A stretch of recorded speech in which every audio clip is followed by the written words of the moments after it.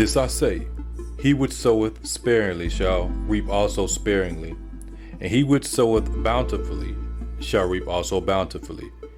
Every man according as he purposeth in his heart, so let him give, not grudgingly or of necessity, for God loveth a cheerful giver. The liberal soul shall be made fat, and he that watereth shall be watered also himself. Giving can be done through Patreon, PayPal, or Cash App. All links are in the description. As stated over the years, if you do give, let it be in accordance with the scriptures. Love you. Let's get it. How you doing, everybody? Welcome back to Stand Focused for Jesus. Hope each and every one of you are having a blessed day. And the Lord Jesus Christ as always. Today is Thursday, July 4th, 2024. Thursday, July 4th, 2024. The time is currently, about to say 11:01. We can say 1:20 p.m.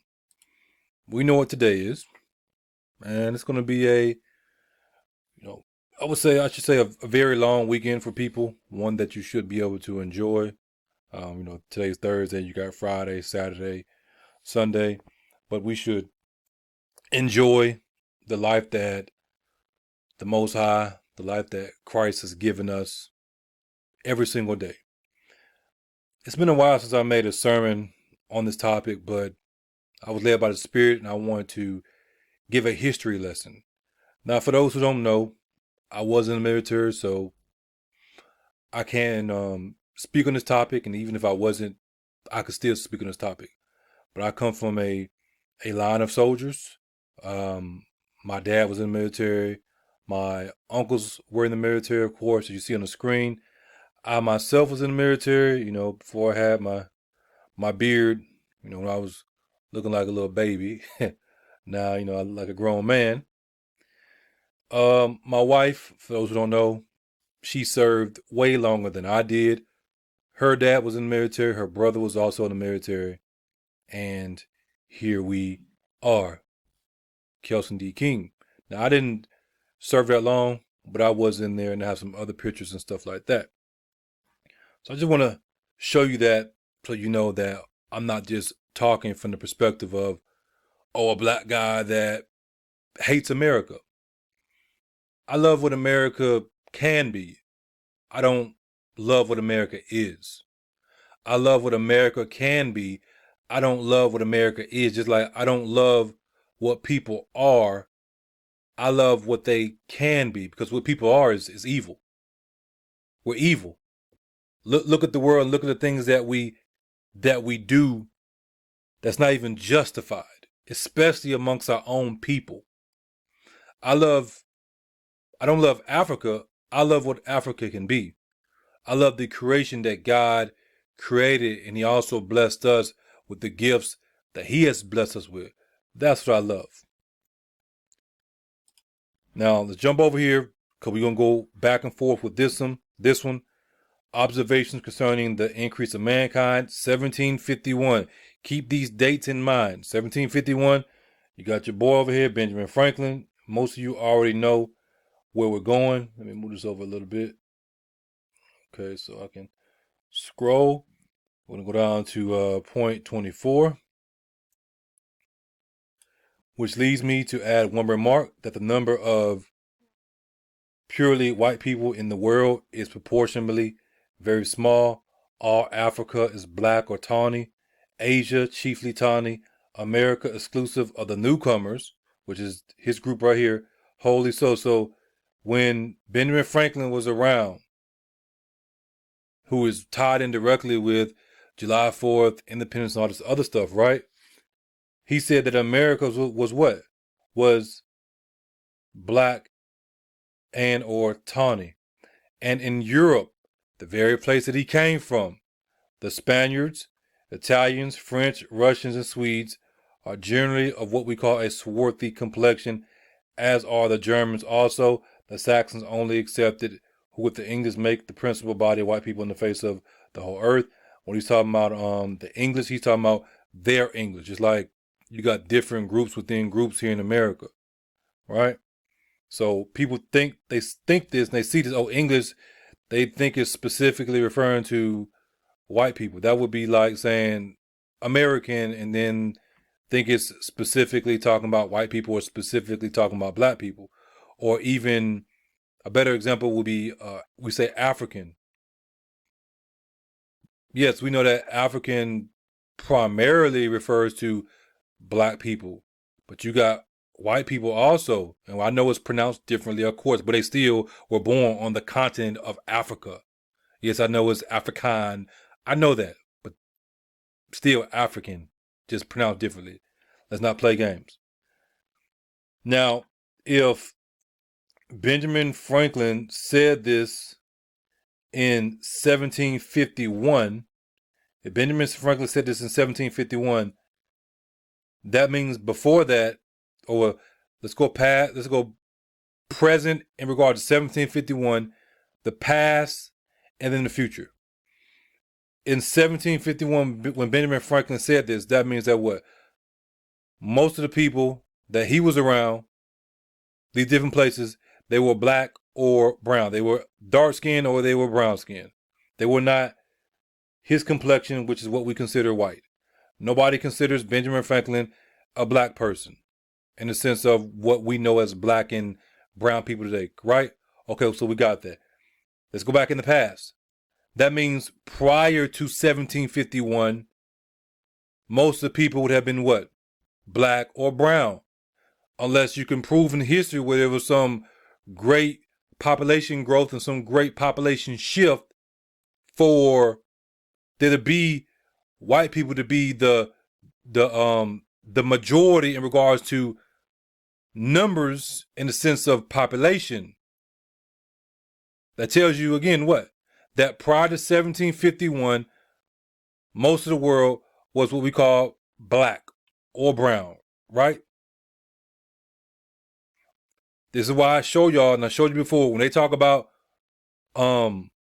minorities, a majority is not dealing with the population numbers.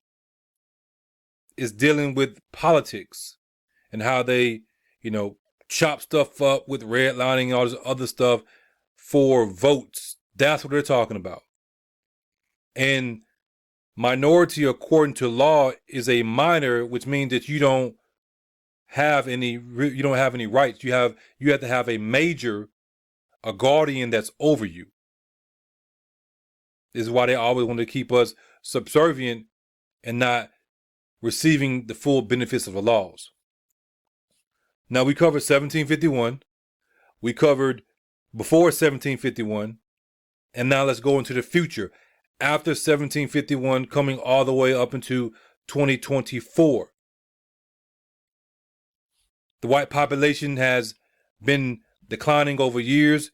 This isn't just me saying it. This is scientists, researchers who have put this information out. White scientists, white doctors and everything. That the white population has declined so much that it's never going to recover. Well, the white population has always been the minority according to numbers. According to numbers. My wife and I, we talk about this all the time. Everywhere you go, it's like all these black folks, all these brown folks, but they telling us that the white people is the majority. That's simply not true. They're talking from a democracy, and they're talking from a political standpoint, not really talking from a just basic numerical standpoint. We know the population boom in Africa that happened, and that's continuing to happen and slow down. We know that they say Africa is the future because of the population they have, right? 2024. We got the past. It was predominantly black and brown folks. We had the present going to 1751, predominantly black and brown folks.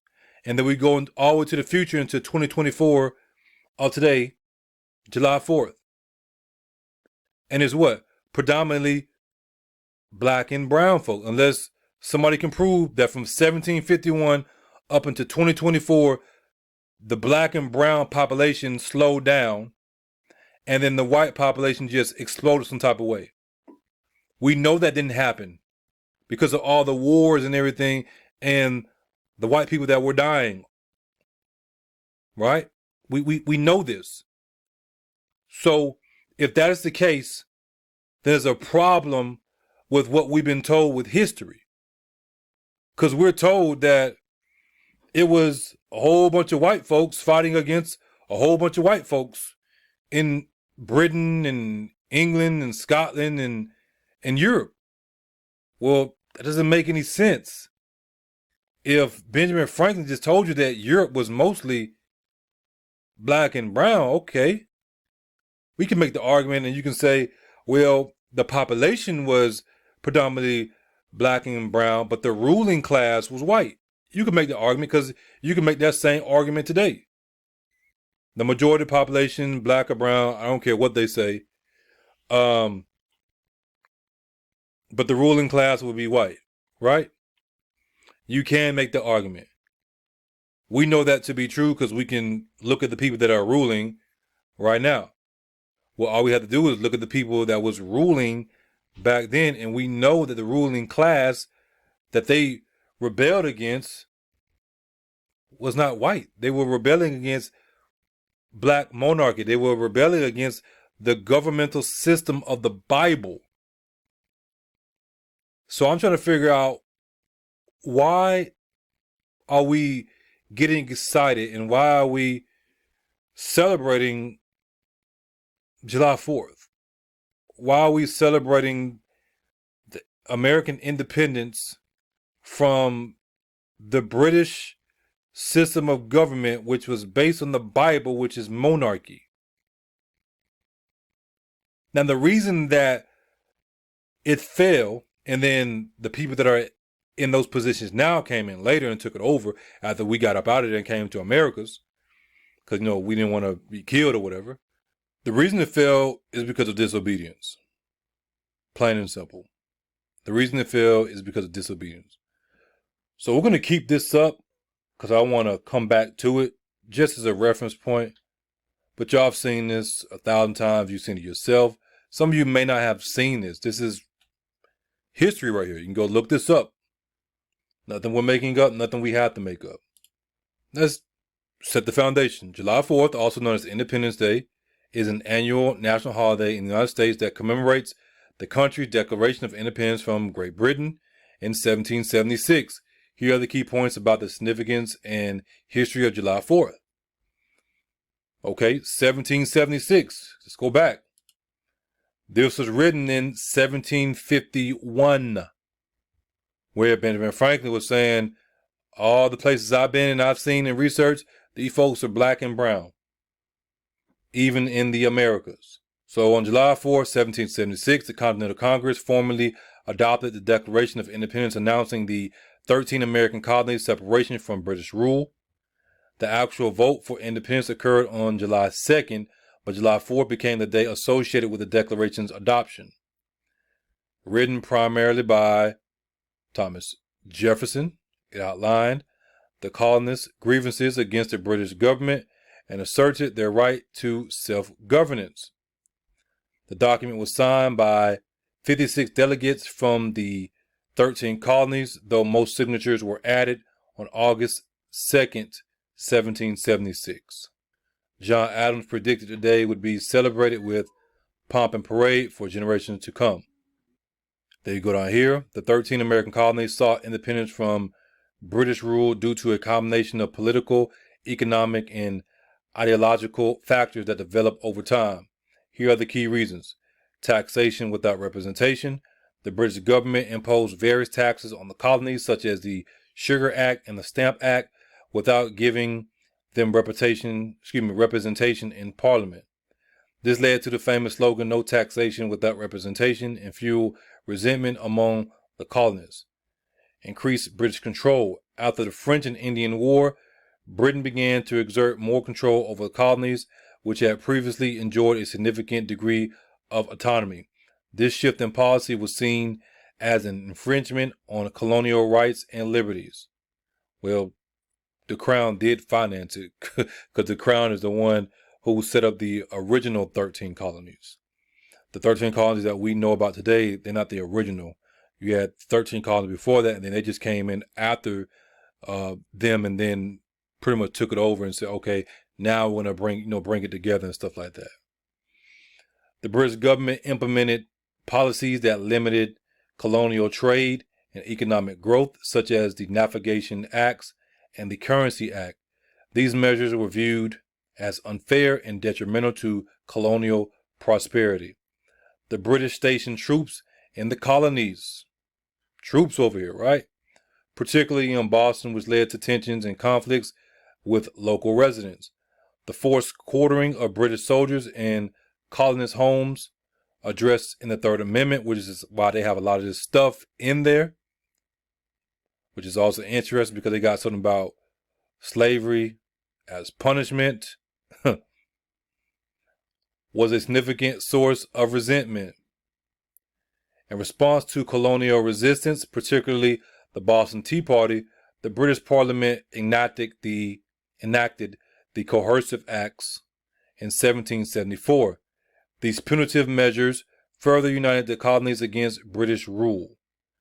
The Enlightenment ideas of individual liberty, natural rights, and self-governance gained popularity in the colonies, conflicting with the British system of monarchy and aristocracy.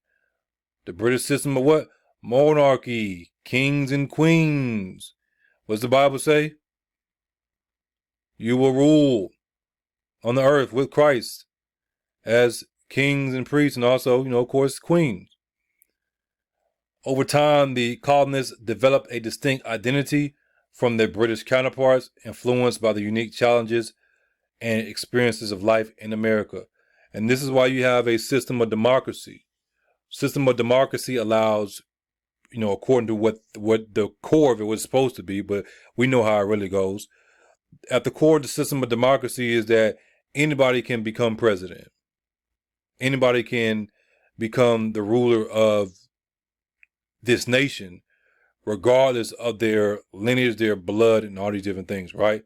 That's the way it's supposed to go, but we know what happens in reality. And then it says the geographic distance between Britain and the colonies led to a lack of understanding of colonial needs and concerns by the British government. As the colonies grew and prospered, there was an increasing desire for self-rule and the ability to make decisions without interference from a distant government. The British government's harsh reactions to colonial protests and petitions, including sending more troops and imposing stricter laws, further alienated the colonists and pushed them towards independence. These factors combined to create a growing rift between the colonies and Great Britain, ultimately leading to the Declaration of Independence in 1776 and the American Revolutionary War. The colonists' grievances were rooted in a complex interplay of political, economic, and philosophical issues that developed over several decades, culminating in the decision to seek independence from British rule. Now, the ruling class of Great Britain during that time period, they were black. Don't care what anybody says. The history shows otherwise. We know about the white group of people that was at the core of this. But you also have to realize it was black people too of other nations that was bucking against Great Britain. So you can't just sit here and say, oh, we're just white people fighting against white people. First of all, it's not true. It was black people fighting against black people, and you also had white people there. And then we lead up into the 13 colonies that we know about today. Because they said, look, we tired of being ruled by y'all. Just send us over here. We want to go over here to America. So went over here. It was set up. Boom, boom, boom. The white folks came over here too to get away. A different opportunity. And really it boils down to, we know, but I got to tell you, religious persecution. Because there was a certain way that was set up in regards to religion. Certain way that was set up in regards to religion that was according to the word of God. And they were going based on this this law that came about. It was before that, but King James is known for it. And it's a law that states the king is appointed by God to rule over the people, and pretty much nobody can come in and try to take that power. And that was a power struggle between the ruling class of kings and queens and the Pope. The Pope was like, no, I'm sent by God. And so they were going back and forth, right? Well, a lot of your so-called Protestants, they were claiming they were protesting against the Catholic Church. They really weren't protesting in the way you think they were protesting. They still consider the Catholic Church that the Pope was over the Mother Church, right?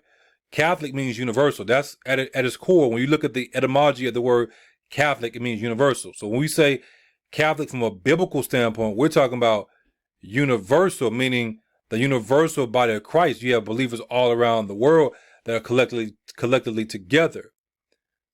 I want to explain it to you to give you a little bit of a history lesson, right? Again, when the white settlers came over to the Americas to escape religious persecutions, is because they wanted to serve God the way that they wanted to, how they saw fit in regards to their interpretation of the Bible. Because when you go study these people and their doctrine, you find out their doctrine did not line up with the Word of God. And that was one of the major reasons why they wanted to get up out of there, because they were being religiously persecuted because they couldn't worship God the way that they wanted to. Now, if they were worshiping God in spirit and truth, then that's a different story. But again, when you research them, their doctrine is terrible. I'm not saying that the ruling class of Great Britain had everything right, but they were the ruling class. The ruling monarch during the American Revolution and the period leading up to the Declaration of Independence was King George III. He reigned as King of Great Britain and Ireland from October 25th, 1760 until his death on January 29th, 1820. Now, they tell you this is what he looked like. Stop the cap. King George III's reign was marked by significant events, including the 7 Years' War, the American Revolution, and the subsequent loss of the American colonies. Despite being a constitutional monarch with limited direct control over policy, his support for the measures enacted by Parliament, such as the Intolerable Acts and his refusal to concede to colonial demands for greater autonomy, made him a central figure in the grievances listed in the Declaration of Independence. Now, who does he descend from? His father was Frederick, Prince of Wales. His mother, Prince Augusta. His paternal grandfather, King George II of Great Britain. His paternal great-grandfather, King George I of Great Britain. It says that King George III was part of the House of Hanover, which came to power in Britain in 1714. Came to power in 1714, which leads me to add one remark. The number of purely white people in the world is proportionally very small. Africa, Black or Tawny. Asia, chiefly Tawny. America, exclusive of newcomers, wholly so. So he made sure wholly so. It's almost like he was like shocked at how many black and brown people were over here in the Americas. And in Europe, which would include what we know as Great Britain, Ireland, Scotland, right? The Spaniards, Italians, French, Russians, and Swedes are generally of what we call a swarthy complexion, as are the Germans also. That was in 1751.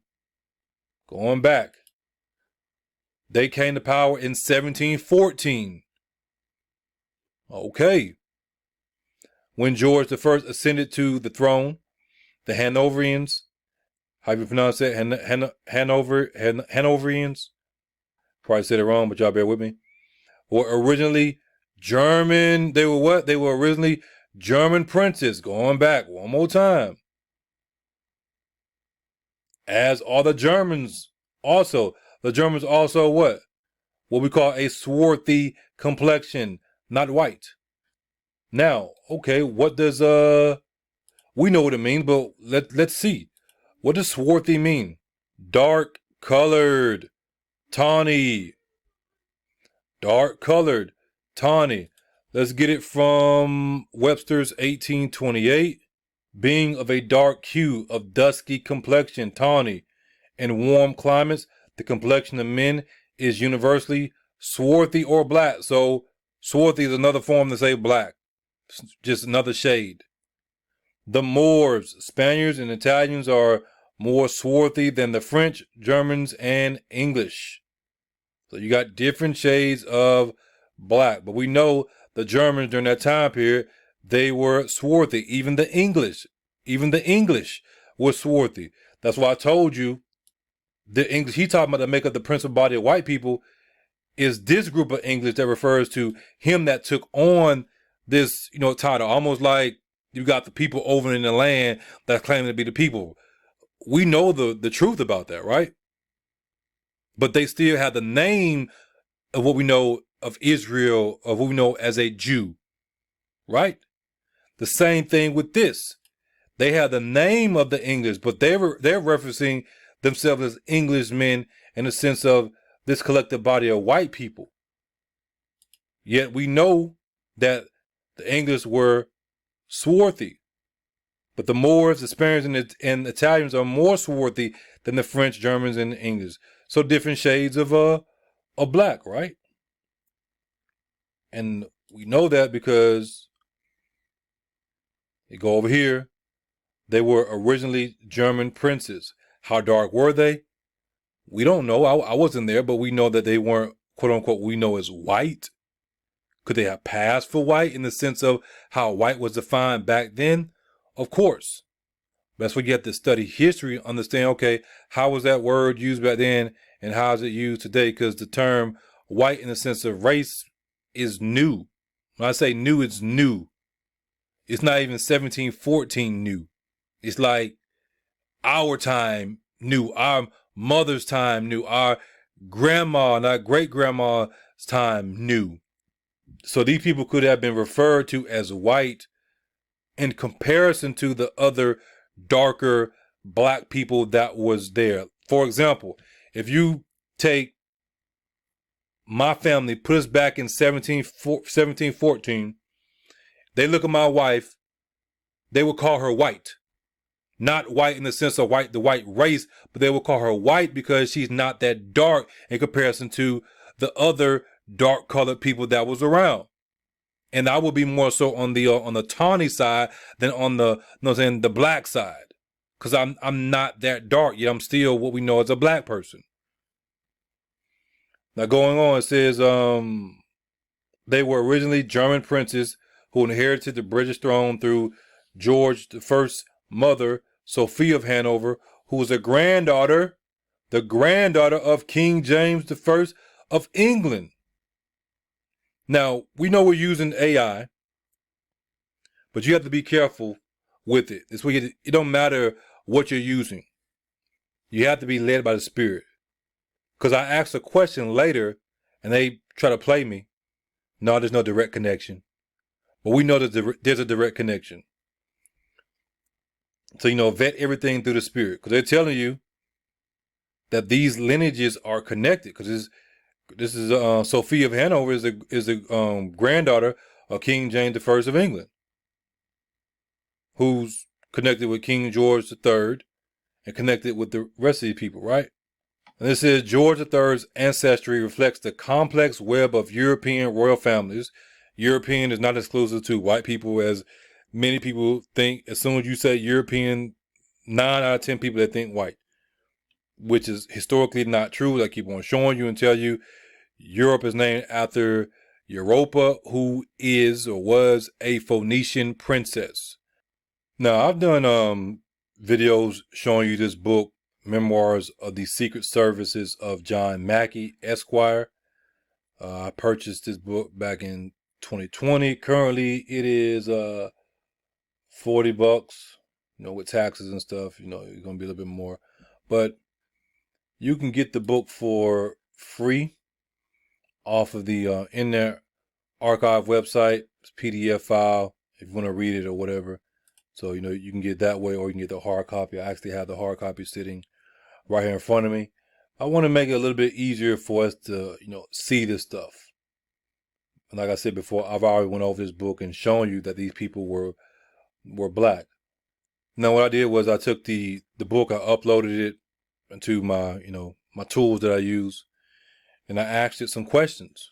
that I already know is in there.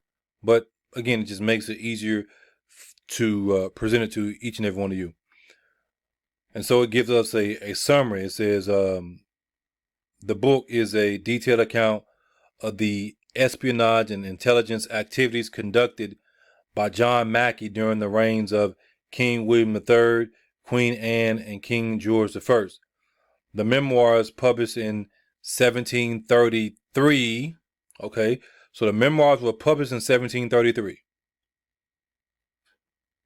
Benjamin Franklin said that most of the world, including Europe, which would include places that we're referencing, right? Great Britain, it was mostly what we know as black folks. So we have evidence to support what we're talking about.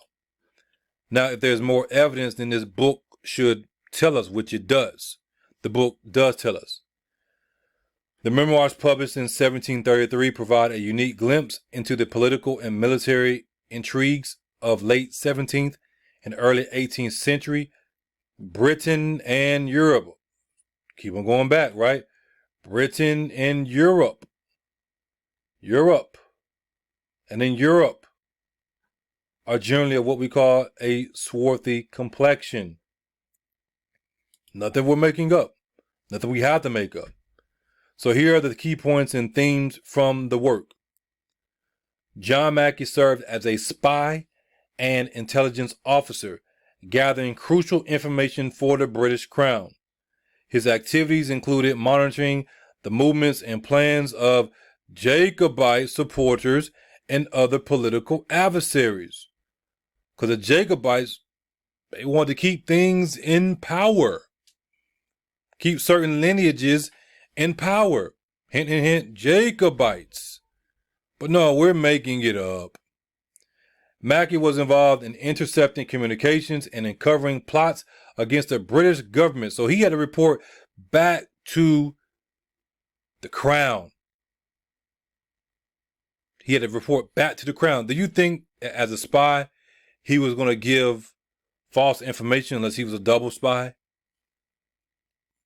And if he was a double spy, then that means you need to give evidence to support that he was a double spy, double agent.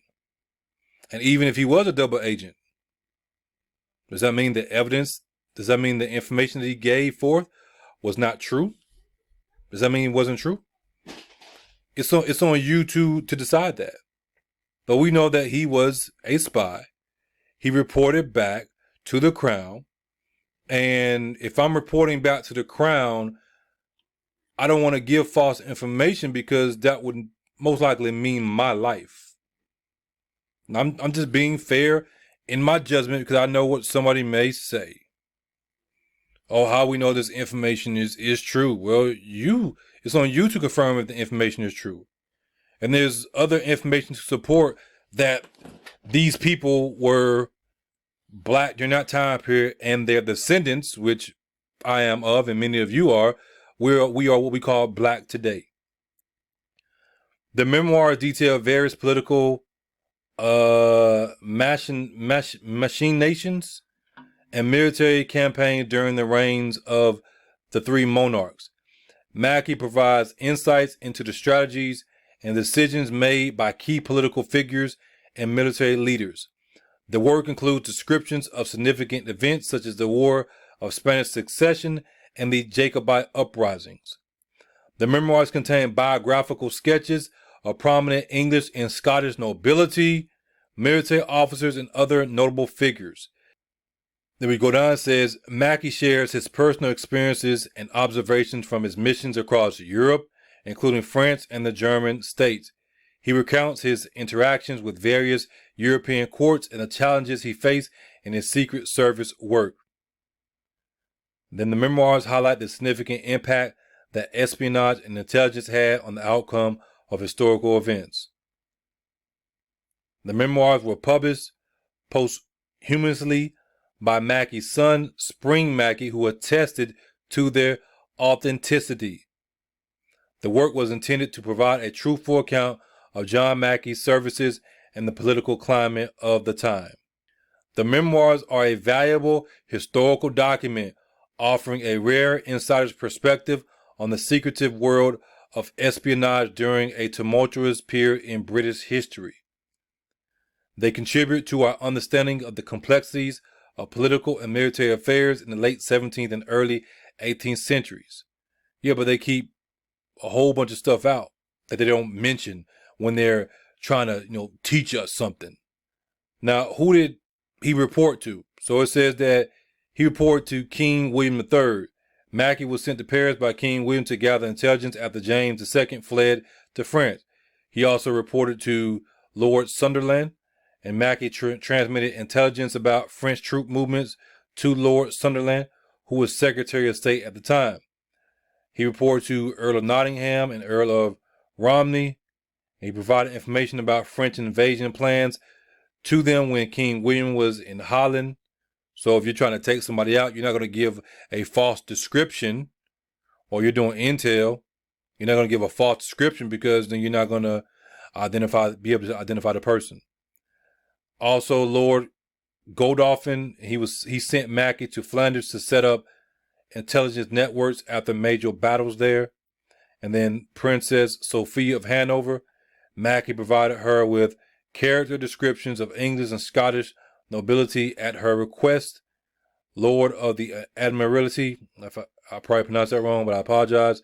And Mackay sent intelligence about French naval movements to them, and then also various secretaries of states that he provided intelligence to. Now I ask, how is King William III related to King George III? This is why I tell you got to be careful with this, because they already told us that they were related. Based on the information provided in the search result, there is no direct familial relationship between King William III and King George III. However, they are connected through the royal lineage of British monarchs, and it tells you here's a summary of the relationship. So, King William III, he was not part of the direct hereditary line of British monarchs, but came to power through the Glorious Revolution of 1688. And then King George III reigned much later, from 1760 to 1820. He was part of the House of Hanover, which came to power in Britain in 1714. The connection between them is through the line of succession. Okay. So after William III's death in 1702, he was succeeded by Queen Anne, his sister-in-law. When Queen Anne died without heirs in 1714, the crown passed to the House of Hanover, which is when they took over, right? Starting with George II. George I, followed by George II, who was then succeeded by George III. George III was the grandson of George II and the great-grandson of George I. While not directly related by blood, both William III and George III were part of the Protestant line of succession that was established to prevent Catholic monarchs from ruling Britain. In essence, William III and George III were separated by several monarchs and about 60 years of history. They were not directly related, but both were part of the broader royal lineage that ruled Britain, with a significant shift from the House of Stuart, of which William was a part by marriage, to the House of what? Of Hanover, occurring between their reigns. It's like distant cousins. You got family you don't really know about, but they still family. So that's why I said they try to be slick with it. Okay, they weren't directly related, but they were still related. We know that from this right here. We also know that because it basically told us earlier. Different family members. Remember who's feeding the information into these machines. We still have to use discernment and be led by the Spirit. They're not going to give you every single thing, because there are books out there that haven't been given, into the system, or there aren't books and there isn't historical data it's pulling from. That's why when you find something, you can upload it in here, and then you can pull data from that book specifically, use that as your foundation, and then it can draw information from other places. And then, you get to the point of, where I'm at. Now, we're going to directly reference the book. And here are the quotes from the book about the physical descriptions of individuals being black, tawny, dark skin, or similar. Charles, Duke of Richmond. He's a gentleman, good-natured to a fault, very well bred, and have many valuable things in him. is an enemy to business, very credulous, well-shaped, black complexion, much like King Charles, not 30 years old. Moment of silence for all the liars. Moment of silence for all the liars. They said there was no black people ruling. None of this stuff. Is it starting to make sense now? They were rebelling against the governmental system that God set up, the government system of monarchy, which is, again, why we have the system of democracy today. What is there to celebrate about that? That we aren't in power anymore. I don't want to be here in America as just a so-called citizen. I want to be sitting on my throne in my kingdom with my queen and my children ruling and reigning like it's supposed to be. God didn't make me to be what I am today. We became what we are today because of our disobedience, which is why we are on this plantation. So for me, of course, I signed up for the military ignorantly, but I mean, you think about it, that's what happened in the Bible. When we went into captivity, a lot of us, we end up serving in the military of the enemy. Interesting how prophecy ends up being fulfilled over and over again, but they say we lying. I have no reason to lie about this, and I'm deep in this because of my name and the Lord showing me what my name means and the connection with with these different people and stuff like that. These are my ancestors, your ancestors. But like I said, me specifically, I can only give my testimony. Kel's son of Kel. My mother's, name before she got married was McNeil, son of Neil. Double surname, just like we see in the Bible. They had double surnames. And I've given many, many examples. You can go check those videos out. Then we have Charles Fitzroy, Duke of Grafton. His description is a tall black man about 25 years old, grandson of King Charles II and son to the heirs of Bennett, Earl of Arlington. Edward Hyde, Earl of Clarendon. He is a tall black man like his father, the king. Say what? Like his father, the king, about 40 years old. The king was black? Yes. Son of King Charles II by the Duchess of Cleveland. Henry Howard, Earl of Suffolk. He is a black, ruddy complexioned man near 60 years old. His role was one of the first branches of the Howard family. Howards, you got a lot of Howards. They tell you these names that we have are the slave master names. Well, the early slave masters were black. And no, these were not slave master names. There was a different variation of the name coming over to America a lot of times to hide the identity of who a certain family was because of persecution or other reasons. Because you got Howards in your family. Some of you probably watching the video like, oh, my last name is Howard. Richard Savage, Earl Rivers. Richard Savage, huh? He is a very fat black and turned of 60 years old. Father was Lord Colchester and a colonel of horse, first to join King William at the Revolution. He held various military and noble titles significant in the royal court. All these black folks. The king himself was black, and his children. William Cavendish, Marquis of Hartington, a gentleman of very good sense, a bold orator, and zealous assertor of the liberty of the people. A brown complexion, or we know as tawny. Some of them were darker than others, right? Taller than a middle stature, not 40 years old, elder son of the Duke of Devonshire. Prominent political figure involved in the House of Commons and Royal Court. Earl of Kingston. Interesting, these different names. Kingston, Jamaica. He is of a black complexion, well made, not 40 years old. From the Pierpont family, a fine gentleman of good sense and well bred. Nobleman with significant estate and influence. Oh no, there was no black folks. There was no black folks there. There was no black nobility. And so when we go back here and we look at what Benjamin Franklin wrote, and we see that during this time period, most of these people were what we know as black. That means before 1751, they were black.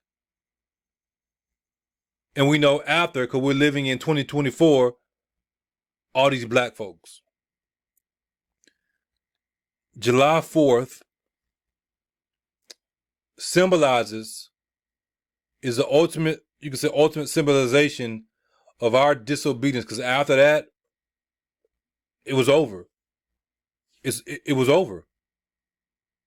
Because look at us now. After that, after we fell, and then they brought their people in to take over and act like they the people that have been sitting on the throne this whole time, white folk fighting against white folks. After that happened, July 4th, Declaration of Independence, all these different nations supporting this collapse, it was a wrap for us. And we got to this point because of our disobedience. Remember, all these nations, they didn't want us to be in power anymore. Morocco, the Arabs and stuff like that. Morocco was the first nation to acknowledge America as a nation and give them their support. Morocco is the longest friend of America in American history.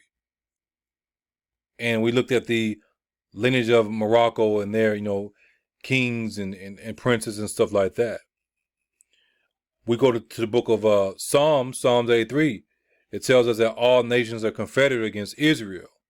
Matter of fact, let's go there real fast, and then we'll close it out with that. Keep not thy silence, O God, hold not thy peace, and be not still, O God. For lo, thine enemies make a tumult, and they that hate thee have lifted up the head. They have taken crafty counsel against thy people and consulted against thy hidden ones. God hid us, but they were consulting because they couldn't find us. They didn't know where we was at. God hid us here in America. He hid us around the world because God always carries over a remnant. We see that in the book of Revelation, 12,000 from each tribe, 144,000. If he preserved 144,000 for that time period specifically, you don't think he preserved how many ever he preserved right now? To speak his word, and then he also gives the revelation that, hey, you are a Hebrew Israelite. You don't think that the 144,000 know that they are Hebrew Israelites when the Lord reveals it to them? So if he reveals it to them, then guess what? He reveals it to us. For those who need to know, right? They have said, come and let us cut them off from being a nation, that the name of Israel may be no more in remembrance. That's why they want to change history or try to change history. But it's because of their pride, because they should have just got rid of it. They said, no, we're gonna take it over and we're gonna manipulate it. That was really their downfall.